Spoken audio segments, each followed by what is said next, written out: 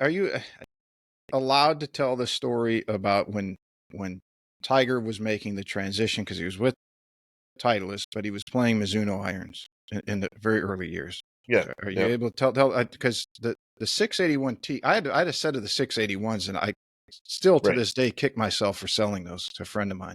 But the right, T's were the only ones that I would have switched to. But at that time, I was an assistant making nothing, and there's no way I could right. afford the T's.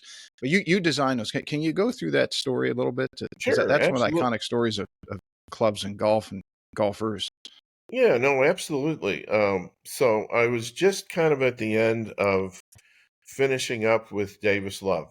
Davis came on board, spent some time with Davis, and found out that he really wanted a forging, but he wanted something that had a cavity back in it, and kind of made those handmade set of golf clubs that. So we were finished up. Davis was starting to play some pretty good golf, and it was about the time where Tiger kind of came on board. And at the time, Terry McCabe, who was the head of the VP of R&D, had kind of started with him, but you know, they were struggling a little bit to get what he wanted. So I remember um, Wally Uline's like, hey, they're going down to work with Tiger. I'd really like you to go down there and just kind of shadow him and see what's going on and see if you could lend some help to the situation. And I said, sure.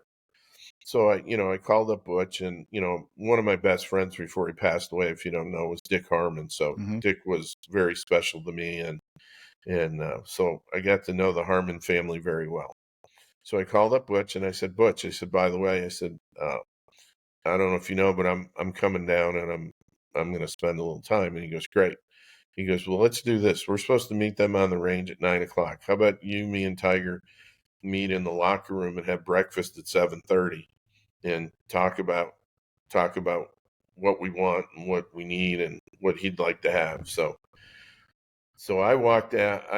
We had breakfast, walked out, and walked down the range, and they were all set up, and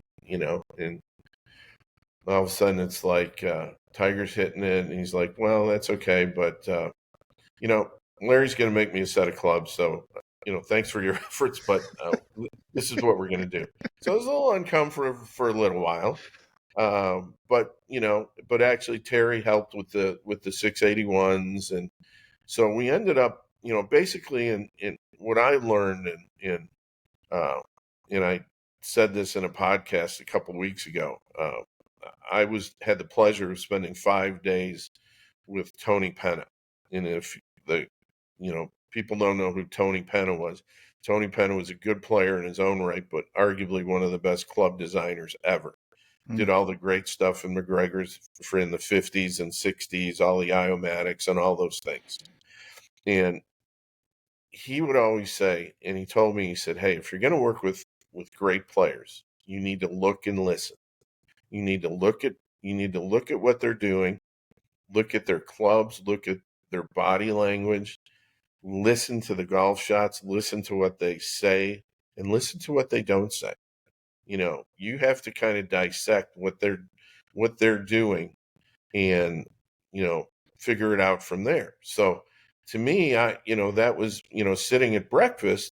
I'm just sitting there and listening to Tiger talk about what he likes in a golf club, what he wanted to do, and Butch saying, hey, this is the kind of flight I need. This is, so I'm just listening to these guys.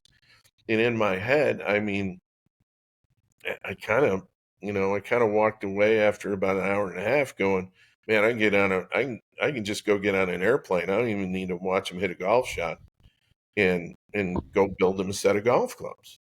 And basically I said, and I took it from the, kind of the old school way, which is, Tiger, I'm going to build you 3 sets of golf clubs. And, you're going to have 3 2-irons, 3 3-irons, 3 4-irons, 3 5-irons, and so on. So pick the best 2-iron, pick the best 3-iron. Then the one that's slightly behind it becomes your backup set. And set number 3, I don't care if you give it to your buddies, give it to your caddy, whatever you want to do, it doesn't matter to me. So we did that. And, and a lot of people said, well, how many sets did it take? And, it's 3, but they were 3 identical sets.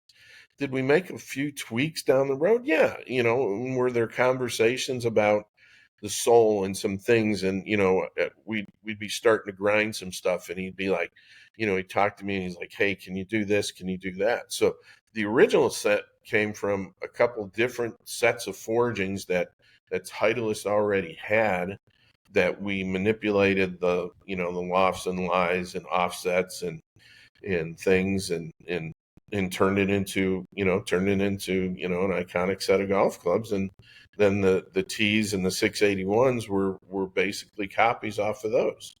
So we didn't have to hand make them every time, because the process of hand making a set of golf clubs from another set of golf clubs, if you're changing offsets, if you've ever seen, and probably nobody knows, a lot of people think, well, you change the offset, you put it in the loft and line machine, and you bend it with the bars. Well, now I've got an elbow and a shoulder to tell you that I did it with a rawhide hammer in a block, in old school way. So yeah, that's why everything on my left side hurts every day.